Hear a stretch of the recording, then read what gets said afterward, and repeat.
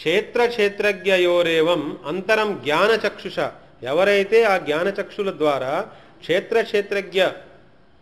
క్షేత్రజ్ఞుల తేడాన్ని వాళ్ళ భేదాన్ని తెలుసుకుంటాడో, భూత ప్రకృతి మోక్షం చ అంటే భూత అంటే ఈ జీవరాశుల నుంచి ఈ ప్రకృతి నుంచి మోక్షము, ఆయనకి మోక్షం వస్తుంది, ఇక్కడి నుంచి విడిపోతారు. మోక్షం వచ్చి ఏమవుతుంది? మోక్షంతో ఆగిపోయాలి.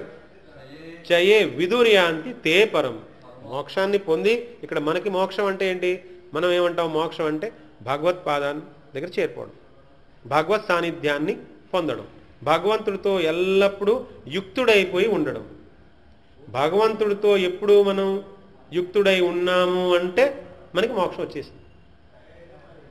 లేదు అప్పుడప్పుడు మనసు చలిస్తోంది అంటే మనం ఇంకా కొంచెం ఇందాక చెప్పుకున్నట్టుగా మనసుని బుద్ధిని కూర్చోపెట్టి ఓ సమావేశం చేసి క్రమేపీ బుద్ధిలో భగవంతుడు చెప్పింది బుద్ధిలో ప్రవేశపెట్టి మనసుని కొంచెం ఫ్రీడమ్ ఇచ్చి మనసుని మళ్ళీ నెమ్మదిగా కంట్రోల్ చేసుకుంటూ బుద్ధిని మనసుని సమన్వయం చేసి ఈ మొత్తాన్ని మళ్ళీ భగవంతుడు చెప్పిన దారిలో మన దేహాన్ని, ఇంద్రియాలని, మనసుని, బుద్ధిని, ఆత్మని అన్నింటినీ అటు తీసుకెళ్తే అప్పుడు మనకి ఇప్పుడు ఇంతకు ముందు ఇక్కడ నీళ్లు ఉన్నప్పుడు మనం ఇక్కడ నీళ్లు ఉన్నాయా అంటే మనం ఏమంటున్నాం? లేవంటున్నాం. కానీ తర్వాత ఉందంటున్నాం. ఆ విధంగా ఇందులో మనకి 20 లక్షణాలు చెప్పారు కదా మధ్యలో. ఆ 20 లక్షణాలు మనలో మనం పెంపొందించుకోవడం వల్ల ఆ 20 లక్షణాల్లో ఒకటి ముఖ్యం అని చెప్పారు కదా, నా యందు భక్తి. ఆ భక్తిని మనం పెంపొందించుకోవడం వల్ల నెమ్మదిగా మనకి ఒక క్లారిటీ వస్తుందన్నమాట. ఏమని? ఆ భగవంతుడు అన్ని చోట్ల ఉన్నాడు, మనలో కూడా ఉన్నాడు, అందరిలోనూ ఉన్నాడు. కాబట్టి మనం ఆ భగవంతుణ్ణి మాత్రమే ప్రేమించాలి, భగవంతుణ్ణి మాత్రమే సేవించాలి, భగవంతుని మాత్రమే ఆరాధించాలి అని మనకి ఒక క్లారిటీ, ఒక కన్క్లూజన్, ఒక కమిట్మెంట్ వస్తుంది. మనకి ఈ మూడు తక్కువ. ఒక క్లారిటీ లేదు కాబట్టి కన్క్లూజన్ లేదు, కన్క్లూజన్ స్ట్రాంగ్గా లేదు కాబట్టి కమిట్మెంట్ మనకు ఉండదు. మనం కొంచెం అలా వెళ్తాం, మళ్ళీ జారిపడిపోతుంటాం, మళ్ళీ వెళ్తాం, జారిపడిపోతుంటాం. అందుకని దానికి ఏం చెప్పారు? అభ్యాస యోగం అన్నారు. 6వ అధ్యాయంలో చెప్తారు అభ్యాస యోగం. అభ్యాసం ద్వారా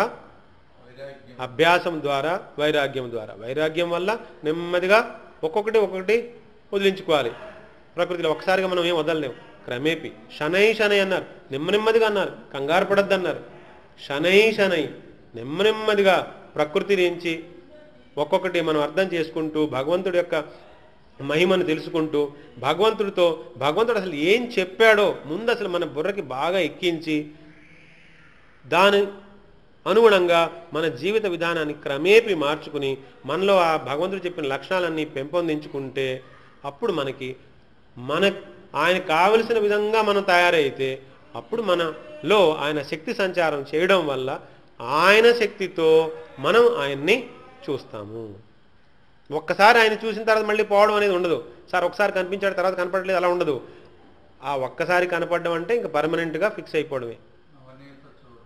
ఒక్కసారి మనం ఆయన్ని చూస్తే ఇంకా ఆయనతో మనం ఫిక్స్ అయిపోవడమే, ఇంకా మళ్ళీ పడిపోవడం అనేది ఉండదు. యద్గత్వా న నివర్తంతే తద్ధామ పరమం మమ. కాబట్టి మనం మనస్ఫూర్తిగా మనం ఆయన్ని వేడుకోవాల్సింది ఏంటి? ఓ కృష్ణ, తెలుసో తెలియకో నానా రకాల తప్పులు చేశాను, ఆ తప్పులన్నీ మన్నించి నన్ను ఇక నీవు ఏవైతే చెప్పావో, అర్జునుడికి ఏవేవైతే చెప్పావో అవన్నీ నాకు కూడా వచ్చేలాగా, అవన్నీ నాకు కూడా అబ్బేలాగా, ఆ మాటలే నాకు ఇష్టపడేలాగా, ఆ దారిలోనే నేను నడిచేలాగా నీ ధామాన్ని నన్ను నువ్వు స్వయంగా వచ్చి తీసుకెళ్తే నేను రాగలను, కానీ నీ అడ్రస్ నాకేం తెలుసు? కాబట్టి నువ్వే వచ్చి నన్ను ఈ మాయ ప్రకృతి నుంచి నన్ను తీసుకుని వెళ్ళు.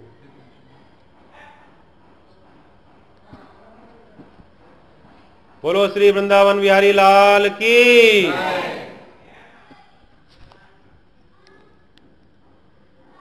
हरे हरे हरे कृष्ण कृष्ण कृष्ण हरे हरे राम राम राम हरे हरे कृष्ण कृष्ण कृष्ण हरे हरे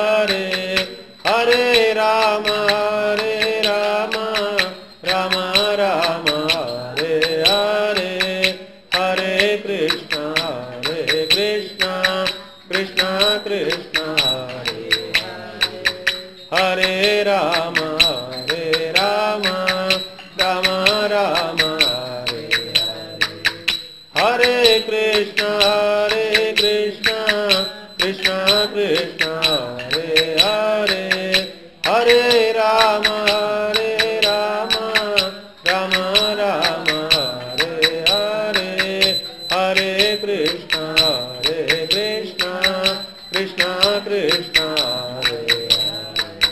हरे राम राम राम हरे बोलो श्री वृंदावन बिहारी लाल की जय। దీని తర్వాత మనం 14వ అధ్యాయం నేర్చుకుందాం।